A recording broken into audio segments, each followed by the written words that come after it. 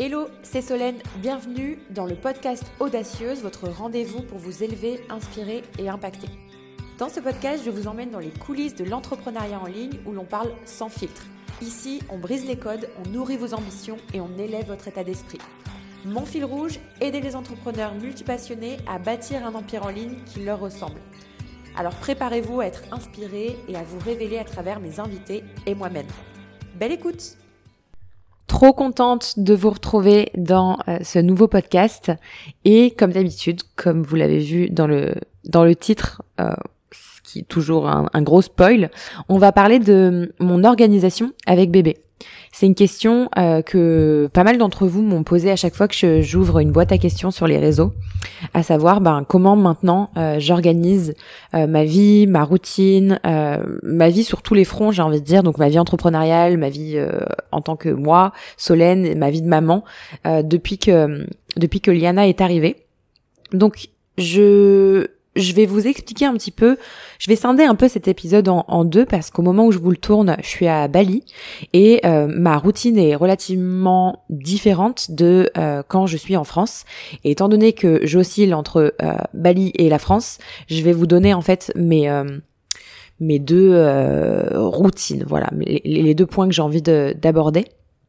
Donc, alors... Déjà, pour remettre un tout petit peu de contexte, au moment où je vous tourne ce podcast, on est en juillet 2023 et Liana vient de fêter ses 6 mois.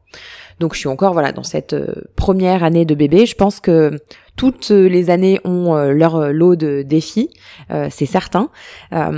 Et on va pas se cacher que les tout premiers, je vais parler du coup des tout premiers mois, où on est resté quand même jusqu'aux 4-5 mois en France, 4-5 mois de Liana, et les 2-3 premiers mois ont pas forcément été évidents, et je pense que c'est normal aussi. Donc là, je vais parler de ma routine en France. Déjà, il y a ce fameux 4e trimestre. Je sais pas si vous en avez entendu parler en tant que maman, mais c'est vraiment la poursuite en fait. C'est les 3 premiers mois postpartum finalement qu'on appelle le 4e trimestre, où se crée finalement la maman, la nouvelle maman qui est en vous, la famille aussi, cette nouvelle famille, le papa pour le papa. Mais là, on va parler vraiment essentiellement des mamans entrepreneurs pour le coup. Quoique, je sais qu'il y a peut-être des papas entrepreneurs qui veulent savoir aussi comment je m'organise, donc vous êtes aussi les bienvenus. Mais c'est un trimestre où finalement, on prend ses marques. On prend ses marques sur tous les fronts. Donc je pense qu'on soit salarié ou entrepreneur, on doit être plus ou moins challengé quand même par la même chose, parce que il me semble, je vais pas dire de bêtises parce que je suis pas très au courant de ce genre de choses, je sais jamais quand ça change ou pas, mais je crois que les salariés ont le droit à peu près à 10 semaines. Vous me corrigerez si c'est pas le cas, mais je crois que c'est 10 semaines, donc à peu près 2 mois et demi, et ensuite la reprise du boulot. Moi, il faut savoir que 7 jours après que Liana soit née, j'ai repris le boulot. Ça va peut-être choquer énormément de personnes ici, mais durant mon 3e trimestre de grossesse, j'avais complètement arrêté de travailler parce que j'avais plus du tout l'envie. Et j'ai fait une dépression moyenne périnatale. Je manquais de sens, en fait les symptômes d'une dépression, mais je manquais cruellement de sens dans tout ce que je faisais, et ça allait même bien plus loin que ça, mais je suis pas là pour parler de ça. Mais en tout cas, j'avais du coup arrêté toute activité entrepreneuriale, ce qui m'a pas mal bouleversée, parce que moi je suis quelqu'un qui justement trouve du sens énormément dans son travail et trouve son utilité dans le travail. Et là, je me sentais du coup inutile sur tous les fronts, alors que j'allais être maman et voilà. Mais bref. Donc j'avais vraiment hâte finalement de reprendre le travail et de reprendre ma vie en fait, ma vie d'entrepreneur, de reprendre mon corps aussi, de reprendre le sport, en fait de reprendre pleinement possession de mon moi tout entier, j'ai envie de dire. Donc du coup j'ai très vite repris tout ça. Alors le sport, évidemment, il a fallu que je fasse la fameuse rééducation du périnée, des abdos, etc. Bien entendu, j'ai pas été non plus complètement inconsciente, mais en tout cas ma vie d'entrepreneur, je l'ai reprise très très vite et ça m'a drivée. Donc par contre, le point qui était un petit peu challengeant, c'est que Chris et moi, on est entrepreneurs et on travaille pour la même boîte qui est la nôtre. Et donc, ça, c'est pas forcément évident quand les deux sont entrepreneurs, parce que il faut se relayer et les deux ont envie de travailler, les deux ont envie d'avancer sur leur projet. Et ça peut être un petit peu challengeant parce que on n'a pas forcément envie de faire de concessions en se disant vas-y, là c'est toi qui travailles dessus et moi j'attends et moi je vais m'occuper de bébé en attendant et machin. Donc c'est quand même ce qu'on a fait. Après voilà, ce qui n'était pas forcément évident non plus, c'est que moi j'ai choisi un maternage qui est quand même très proximal parce que j'allaite encore au moment où je vous tourne cet épisode. Et c'est un choix aussi, mais ça me demandait du coup énormément de disponibilité pour bébé. Donc les 2-3 premiers mois, je dirais 2 bons mois, parce qu'on a commencé à la faire garder à partir du 3e mois. Ça a été assez challengeant d'avancer dans notre travail. Bon, ça m'a pas empêché quand même de sortir une formation Cosmic Astro, qui est sortie en février. J'avais accouché depuis 1 mois. Donc voilà, c'est juste beaucoup d'organisation. Mais grosso modo, pour vous donner la journée typique en France au tout début, donc peut-être que ça va intéresser les nouvelles mamans, les jeunes mamans, c'est que déjà, on se donnait pas du tout d'heure, on mettait pas du tout de réveil parce que Liana ne faisait pas ses nuits. Et même là, à l'heure actuelle, au moment où je vous parle, elle fait pas encore tout à fait ses nuits. Donc, le repos était quand même hyper important. Donc, au début, c'était des levées 9h, 10h, c'est même arrivé 11h parce que, quand elle fait pas ses nuits et qu'elle se met à crier à 2-3h du matin, c'est pas forcément évident de le rattraper par la suite. Donc, ça, on se laissait un petit peu tranquille par rapport à ça. Et si on se levait à midi, on se levait à midi et c'était comme ça. Donc, on faisait en sorte, et moi, je faisais en sorte d'avoir mes rendez-vous, que ce soit mes rendez-vous perso ou mes rendez-vous pro l'après-midi et de rien programmer le matin parce qu'on savait que ça allait être très compliqué de s'y tenir. Donc ça, c'était vraiment pour le tout début et après, ça allait un petit peu mieux quand elle s'est un petit peu plus cadrée en termes de sommeil. Et ensuite, on dealait un petit peu avec ça et on se relayait. Alors, c'était pas forcément évident parce que Liana était une enfant. Je dis était parce que maintenant, ça va vraiment mieux au niveau du sommeil, mais elle ne dormait pas ou très très peu. Donc, on essayait d'avancer tant bien que mal quand elle faisait des mini-siestes, même d'une demi-heure, et c'était en fait beaucoup d'organisation. Donc, ce que moi je faisais, c'était que je planifiais un maximum ce que je pouvais, mais je m'autorisais à l'imprévu parce que quand on a un enfant, il y a forcément des imprévus. Donc, j'essayais de me dire à peu près ce que j'avais à faire pour toute la semaine et de plus ou moins le planifier l'après-midi comme je pouvais et d'avancer avec ça. Et en fait, en soi, ça n'a pas été une grosse charge mentale. Je me la mettais toute seule, la charge mentale, mais j'ai pas senti de pression parce que je me mettais pas de pression, ni de mon extérieur, ni de moi-même. Déjà, je pense que de l'extérieur, sur Instagram, etc., même vous, de façon générale, personne ne m'a jamais mis la pression ou quoi que ce soit, et tout le monde a bien compris que bébé est arrivé il y a pas longtemps. Mais vraiment, le défi qu'on a rencontré, c'est de pas pouvoir la faire garder finalement. Et ensuite, on a commencé à lâcher par rapport à ça. Et je trouve personnellement que c'est extrêmement difficile de faire garder son enfant. Et je pense que beaucoup seront assez d'accord avec ça quand on ne connaît pas. Et c'est la raison pour laquelle elle n'a jamais été gardée que par la famille. Donc ma mère et ma belle-mère. C'est tout. Et encore que moi, je me suis assez surprise là-dedans parce que je pensais même pas, honnêtement, la faire garder aussitôt. Parce qu'il faut savoir que la toute première fois qu'on l'a laissée, on devait partir à un événement sur Paris pendant 2 jours. Et c'était assez 1 mois. Elle avait à peine 1 mois. Donc je vous laisse imaginer, c'était extrêmement compliqué. 1 mois, on n'a même pas le temps de se retourner en fait. J'avais l'impression que j'avais accouché hier. Même encore à l'heure d'aujourd'hui, j'ai encore l'impression que j'ai accouché hier. Donc ça a été hyper dur parce qu'elle est toute petite à ce moment-là et c'est super challengeant. Donc c'est la première fois que ma maman et ma belle-maman l'ont gardée. Et ensuite, ça m'a quand même permis je regrette pas du tout parce que même si ça a été très compliqué et que j'étais assez inquiète, ça m'a permis de lâcher par la suite et de pouvoir leur reconfier beaucoup plus facilement et de moi me libérer de la charge mentale. Donc, encore une fois, c'est un choix. Je dis pas qu'il faut obligatoirement faire garder son enfant, etc. Mais ça, c'est vraiment vous qui devez le sentir et le savoir. Il y a des entrepreneurs qui choisissent de ne pas du tout faire garder leur enfant pendant X temps. Et c'est OK aussi. Moi, c'est simplement qu'avec les contraintes quelque part du travail, il y a un moment donné, j'ai pas eu le choix. J'ai pas eu le choix. Au contraire, si, j'ai eu le choix et j'ai fait ce choix-là parce que, pareil, encore une fois, au risque de peut-être choquer quelques personnes, je suis assez carriériste et j'ai pas envie de faire passer mon travail à côté. Voilà, c'est un choix, c'est dit.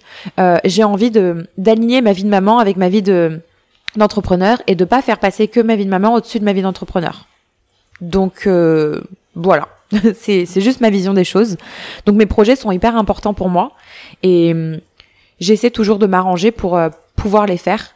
Donc typiquement, les conférences auxquelles on a été invité, etc. On s'est déplacé avec bébé. Ça a été beaucoup d'organisation. Mais pour la petite anecdote, on est parti en conférence sur Hyères, près de Marseille, et on est parti 3 jours. Et la seule solution qu'on a trouvée à ça, pour ni priver Chris, ni priver moi, ni me priver, pardon, ça se dit pas ce que je viens de dire, c'est d'emmener la maman de Chris et ma maman avec nous pendant les 4 jours. Comme ça, elle l'a gardée. On avait des chambres d'hôtel qui étaient juste à côté. Moi, je la prenais pour la nuit parce que je l'allaite la nuit.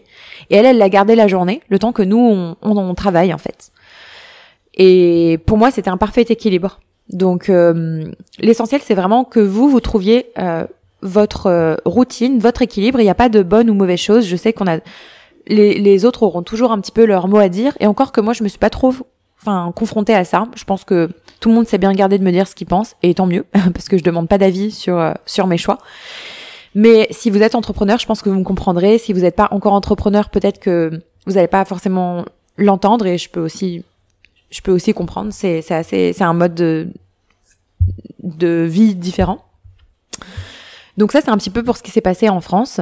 Et donc, comme je vous ai dit, à partir du mois de mars-avril, ça a été beaucoup plus fluide parce que on arrivait à la faire garder. Alors pas le matin, parce que nos mamans, elles travaillent encore, elles sont pas à la retraite. Moi, ma mère est loin d'être à la retraite parce qu'elle a 53 ans, donc il y a encore du temps. Mais elle l'a gardée l'après-midi. Ou alors, quand elle avait des jours off, elle l'a gardée les jours off. Donc ça a pu nous permettre d'avancer. C'est sûr que, contrairement à avant, où quand Liana était pas là, peut-être que j'étais même moins organisée parce que je me disais ça va, j'ai le temps de le faire, etc. Là, il n'y a pas de j'ai le temps de le faire. C'est quand je sais que le lendemain elle est gardée, il faut que la journée du lendemain soit productive. Je n'ai pas d'autre choix en fait parce que je sais que le surlendemain elle sera pas gardée, on va l'avoir à la maison et du coup j'avancerai pas. Donc il faut que j'avance le jour où je l'ai pas à la maison. Ensuite, pour la routine Bali, elle est complètement différente parce que ici on a une nanny. Étant donné que le coût de la vie est relativement moins cher, on peut se permettre d'avoir une nanny qui en plus vit à la maison, donc qu'on héberge, logé, nourri, blanchi, plus qu'on paye un salaire à côté. Et ça soulage énormément ma charge mentale. De façon générale, Bali soulage ma charge mentale parce que moi, je suis quelqu'un qui n'aime pas faire la cuisine, voilà. On peut pas être parfait. Je déteste la cuisine. J'adore manger, mais j'aime pas la cuisine. C'est une tâche pour moi. Genre vraiment, une tâche avec un grand T, je pèse mes mots. Je déteste ça. Après, les tâches ménagères, de façon générale, pareil. Bon, je pense que pas beaucoup aiment ça, mais ça arrive quand même. Pourtant, pour le petit rapport à l'astro, j'ai un côté vierge bien développé, donc je sais que normalement les routines, les tâches ménagères, etc., c'est pas qu'on aime ça, mais bon voilà. Alors j'aime que ce soit organisé par contre, mais je déteste faire ça, c'est une perte de temps. Donc j'ai la chance ici à Bali d'avoir une nanny, d'avoir une femme de ménage et de manger très souvent à l'extérieur. Donc du coup, ça m'enlève énormément de choses. Je fais pas la cuisine, je fais pas le ménage, j'ai juste à me concentrer sur mon travail et ma vie personnelle et ma vie de famille aussi parce que il y a Liana et l'équilibre qu'on a trouvé, c'est un équilibre plutôt classique, j'ai envie de dire, un peu un schéma salarial, mais du lundi au vendredi. Après, il y a rien de rigide, hein. C'est-à-dire que là, typiquement, le vendredi, on est assez fluide. On va travailler, mais l'après-midi, on peut passer toute une après-midi à se faire des soins si on a envie de se faire des soins. Étant donné que pareil, ici, on se fait très souvent masser. Moi, je vais très souvent faire des soins du visage. C'est quand même moins cher qu'en France. Donc, en fait, c'est des choses qui, moi, me font énormément de bien. Ça, c'est mon petit secret. Mais moi, prendre soin de moi, c'est incroyable comme ça me fait du bien. C'est vraiment, ça peut paraître très superficiel aux yeux de certaines et je l'entends. Mais moi, si juste je vais faire une manicure ou je vais faire un soin du visage ou un massage ou je sais pas, c'est un truc qui vraiment me fait sentir énormément bien. C'est mon moment à moi, c'est un moment même, je dirais même de créativité parce que je suis juste dans l'être, dans le recevoir et pas dans le faire finalement. Donc ma vie est vachement plus équilibrée à Bali si je devais être objective. Et du coup, c'est beaucoup plus simple de s'organiser avec Liana et on s'autorise à avoir des week-ends. Chose qu'en France, on a du mal à faire. Étant donné qu'on l'a fait garder de façon très aléatoire, on a du mal à prendre vraiment des week-ends parce que on sait que la semaine, on n'avance pas tant que ça. Donc, on est un peu frustré quand le week-end arrive de se dire, faut qu'on se repose, mais en même temps, c'est pas qu'on a rien foutu, c'est pas le terme, mais on n'a pas beaucoup avancé cette semaine. Donc, c'est difficile de s'autoriser. Tandis que là, Mais on s'autorise, mais pleinement, parce qu'en fait, on fait des semaines très, très, très productives. Donc, c'est beaucoup plus facile pour moi de lâcher. Donc, je dirais que les avantages d'être entrepreneur et maman à Bali, c'est vraiment le mode de vie, en fait. C'est l'environnement, finalement, qui est inspirant aussi, parce qu'il y a beaucoup de familles qui sont immigrées ici. Donc, ça donne envie. Et après, comme tout, il y a avantages, inconvénients. C'est-à-dire que l'inconvénient, par contre, c'est qu'on n'a pas nos mamans. Donc, on n'a pas la famille qui est à côté. Et c'est vrai que c'est aussi chouette d'avoir une famille, surtout quand on en est proche, qui puisse assister aussi aux premiers moments de vie de bébé et pouvoir la garder aussi de temps en temps, ce genre de choses. Donc ça, par contre, c'est un avantage que je trouverais dans l'avantage en France, en fait. C'est que finalement, on a du soutien, on a énormément de soutien familial, parce qu'on a le soutien ici à Bali, mais on a le soutien familial en France. On a des ressources quelque part qui sont disponibles là-bas. Et ils ont l'occasion de voir Liana plus souvent. Donc ça, c'est chouette. Par contre, d'un point de vue entrepreneurial, je suis pas fan de ma vie en France, ma vie de maman entrepreneur en France. Je suis pas fan. J'ai du mal, en fait, encore. Donc voilà. C'est un épisode qui est plutôt bref, je trouve. Je sais pas si ça pourra vraiment vous aider, mais c'est une question qui m'a tellement été posée. En tout cas, si je devais donner mon meilleur conseil, c'est de profondément tester et vous écouter, en fait, parce que c'est toujours c'est toujours le conseil que je vous donne au final, de vous écouter. Mais ce que je veux dire, c'est que tout le monde aura souvent son mot à dire autour de vous, mais personne ne saura réellement ce qui est bon pour vous. Donc vraiment tester plusieurs choses, tester plusieurs modes d'organisation, plusieurs gestions du temps, de planification, etc. et regardez en fait ce qui fonctionne le mieux, et faites surtout en fonction de votre vie, parce que là moi je vous parle de nous, de Chris et moi qui sommes tous les deux entrepreneurs, donc forcément c'est d'autres challenges encore, parce que c'est pas qu'on peut pas se reposer l'un sur l'autre, pas du tout, mais c'est juste qu'effectivement il y en a pas un sur deux qui est entrepreneur et l'autre qui peut pleinement garder bébé, c'est pas vraiment ça. Donc c'est une autre organisation. Mais c'est sûr que après, en termes d'objectifs, je me suis quand même mis des objectifs, je dirais assez hauts pour cette année, mais pas de pression. C'est-à-dire que si je les atteins pas, c'est hyper ok pour moi. Et c'est bizarre de dire ça, mais oui, je suis prête à ne au cas où pas les atteindre, parce que c'est la première année de vie de bébé et voilà, c'est super challengeant en fait. Donc voilà, je vous dis ça aussi parce qu'il y a ce fameux bilan des 6 mois là qui commence à être un peu fait et que je vois un petit peu sur les réseaux de attention, il reste 6 mois, mais il n'y a pas d'attention. D'ailleurs, je pense que ça sera un prochain aussi épisode de podcast sur qu'est-ce que moi je compte faire pour ces 6 prochains mois, quelles vont être mes stratégies, etc. En tout cas, comme d'habitude les amis, si ce podcast vous a plu, je vous invite à le noter si c'est pas déjà fait, de la note de votre choix sur la plateforme où vous m'écoutez, de laisser un petit commentaire, comme d'habitude ça me fait hyper plaisir, ça aide le podcast à se faire connaître, à aider aussi d'autres personnes, parce que c'est là le but en fait de tout ce contenu là, et pourquoi pas de le partager à une maman qui en aurait peut-être besoin. Et comme d'habitude, on se retrouve sûrement lundi prochain. Je dis sûrement parce que je suis en train de voir pour peut-être vous intégrer un petit épisode de temps en temps, très très court, peut-être entre 5 et 7 minutes, d'une petite leçon que j'ai envie de vous partager. Ou voilà, je suis en pourparlers avec moi-même en ce moment sur ça, des petits épisodes, pas toutes les semaines, mais de temps à autre. Donc à voir d'ici là. Donc c'est pour ça que je vous conseille et que je vous conseille aussi de vous abonner au podcast, comme ça vous saurez directement si un épisode sort. Et puis, prenez soin de vous.